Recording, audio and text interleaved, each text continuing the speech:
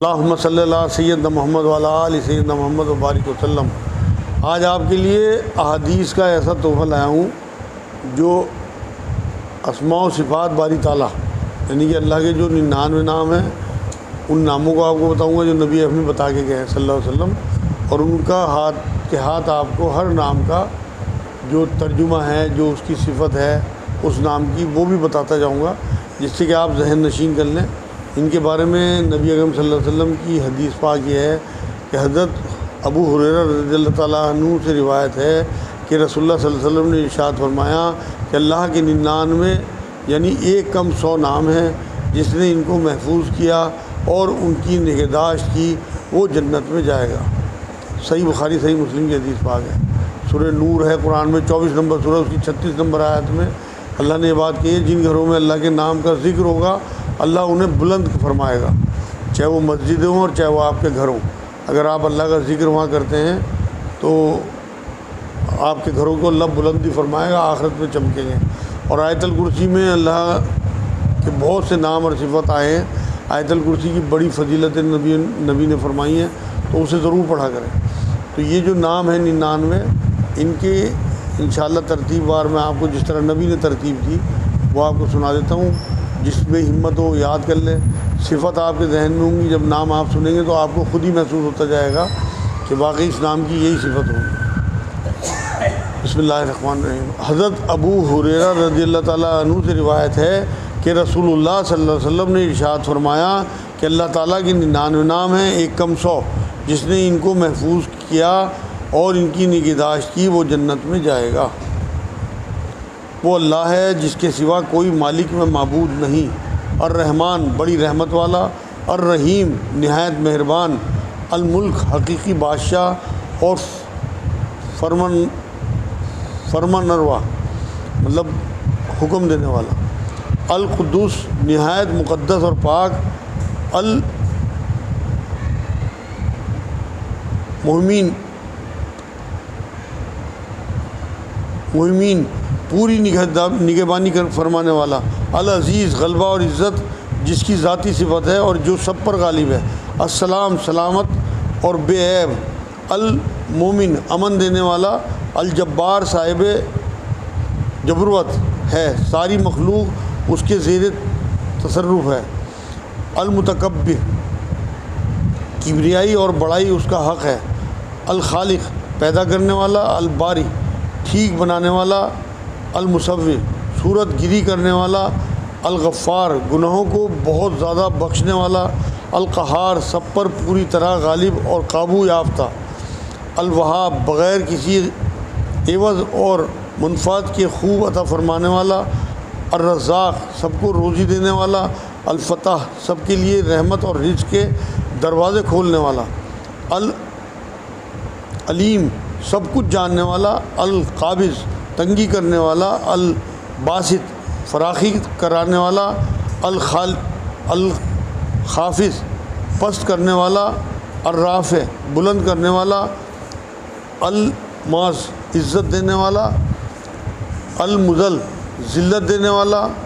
السمیع سب کچھ سننے والا، البصیر سب کچھ دیکھنے والا، الحکم حاکم حقیقی، العدل سراپا عدل و انصاف، اللطیف لطافت اور لطف و کرم جس کی ذاتی صفت ہے، الخبیر ہر بات سے باخبر، الحلیم نہایت بردبار، العظیم بڑی عظمت والا سب سے بزرگ و برتر، الغفور خطائیں بخشنے والا، الشکور حسن عمل کی قدرت کرنے والا اور بہتر سے بہتر جزا دینے والا، الاعلیٰ سب سے بالا، الکبیر سب سے بڑا، الحفیظ سب کا نگہبان، المقیت سب کو سامان حیات فراہم کرنے والا، الحسیب سب کے لیے کفایت کرنے والا، الجمیل عظیم القدر، الکریم صاحب کرم، الرقیب نگہدار اور محافظ، المجیب دعاؤں کو قبول کرنے والا، الواسع وسعت رکھنے والا، الحکیم سب کام حکمت سے کرنے والا، الودود اپنے بندوں کو چاہنے والا، المجید بزرگی والا، الباعث اٹھانے والا، موت کے بعد مردوں کو جلانے والا، الشہید حاضر جو سب کچھ دیکھتا ہے اور جانتا ہے، الحق جس کی ذات اور جس کا وجود اصلاً حق ہے، الوکیل کارساز حقیقی، القوی صاحب قوت، المتین بہت مضبوط، الولی سرپرست اور مددگار، الحمید مستحق حمد و ستائش، المحصی سب مخلوقات کے بارے میں پوری معلومات رکھنے والا، المبدی پہلا وجود بخشنے والا، المعید دوبارہ زندگی دینے والا، المحیی زندگی بخشنے والا، الممیت موت دینے والا، الحی زندہ جاوید، القیوم خود قائم رہنے والا اور سب مخلوق کو اپنی مشیت کے مطابق قائم رکھنے والا، الواجد سب کچھ اپنے پاس رکھنے والا، الماجد بزرگی اور عظمت والا، الواحد ایک اپنی ذات میں واحد، الاحد یکتا اپنی صفات میں، الصمد سب سے بے نیاز اور سب اس کے محتاج، القادر قدرت رکھنے والا، المقتدر سب کا کامل اقتدار رکھنے والا، المقدم جسے چاہے آگے کر دینے والا، المؤخر جسے چاہے پیچھے کر دینے والا، الاول سب سے پہلا، الآخر سب سے پیچھے، الظاہر باطل بالکل اشکار، الباطن بالکل مخفی مطلب چھپا ہوا، الوالی مالک و کارساز، المتعال بہت بلند بالا، البر بڑا محسن، التواب توبہ کی توفیق دینے والا اور توبہ قبول کرنے والا، المنتقم مجرموں کو کافر کردار تک پہنچانے والا انجام تک، العفو بہت معافی دینے والا، الرؤوف بہت مہربان، مالک الملک سارے جہان کا مالک، ذوالجلال والاکرام صاحب جلال اور بہت کرم فرمانے والا، المقسط حقدار کا حق ادا کرنے والا، عادل منصف،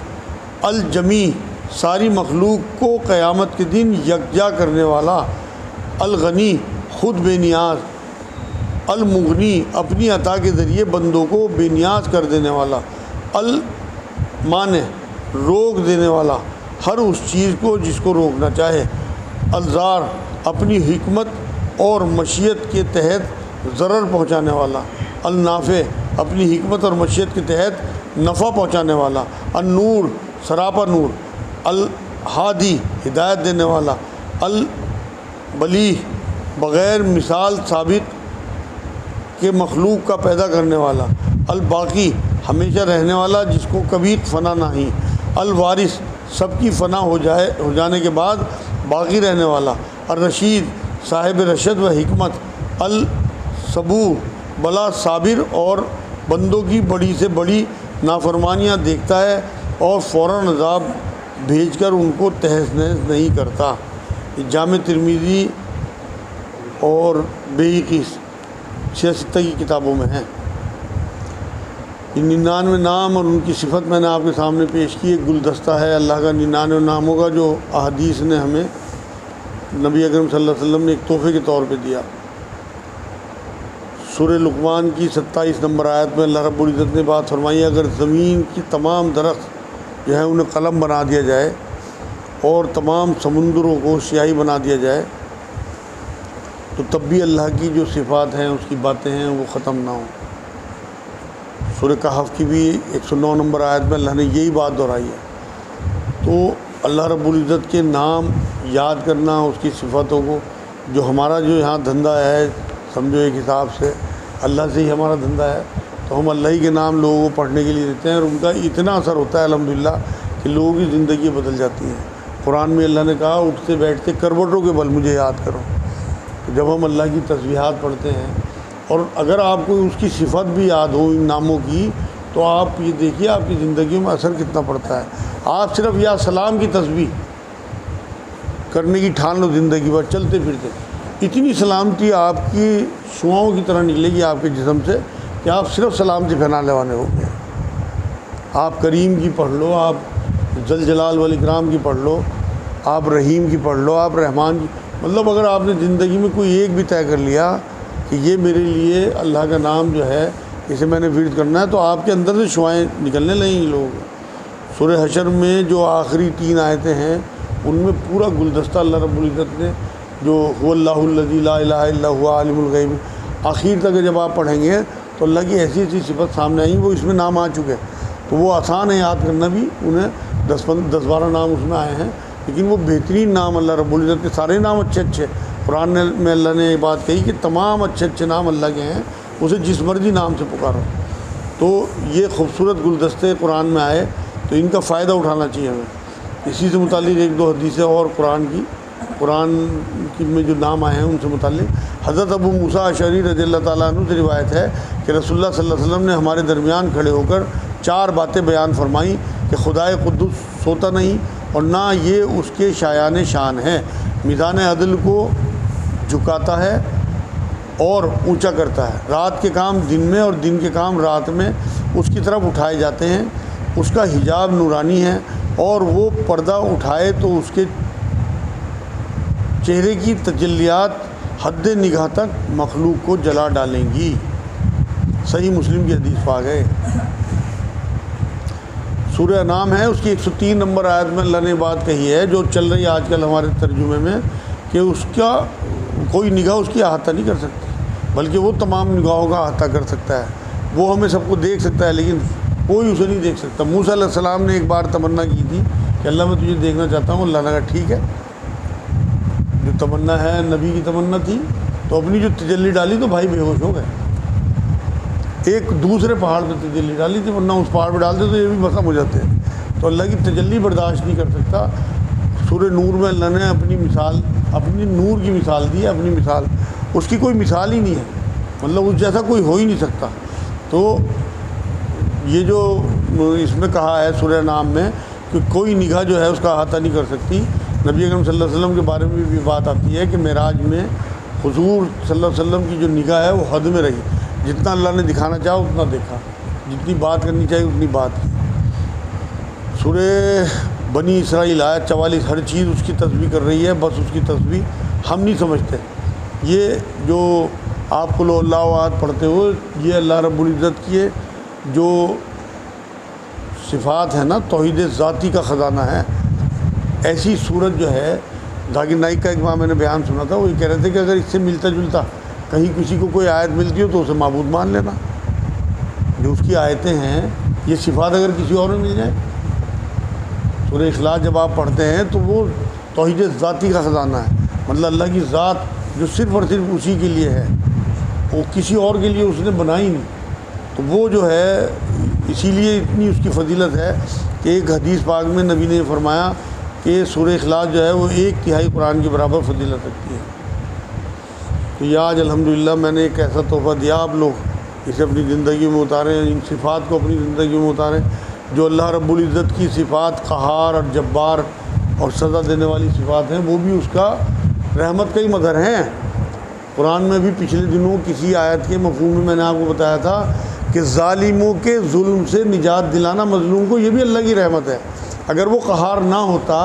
اگر وہ ظالموں کو نہ ہٹاتا تو وہ ظلم کرتے رہتے مظلوموں پہ، تو قہار اور جبار ہونا بھی اللہ کی رحمت کا ہی مظہر ہے۔ اس نے جو انٹروڈکشن اپنا شروع میں الرحمن الرحیم کر کے دیا ہے قرآن میں، الحمد شریف ہو یا بسم اللہ شریف ہو، تو وہ اس کی سب سے اصل جو صفت ہے وہ رحمان الرحیم ہے، اور باقی سب صفت اس کی مظہر ہے، چاہے اس میں جبار اور قہاریت ہی کیوں نہ ہو۔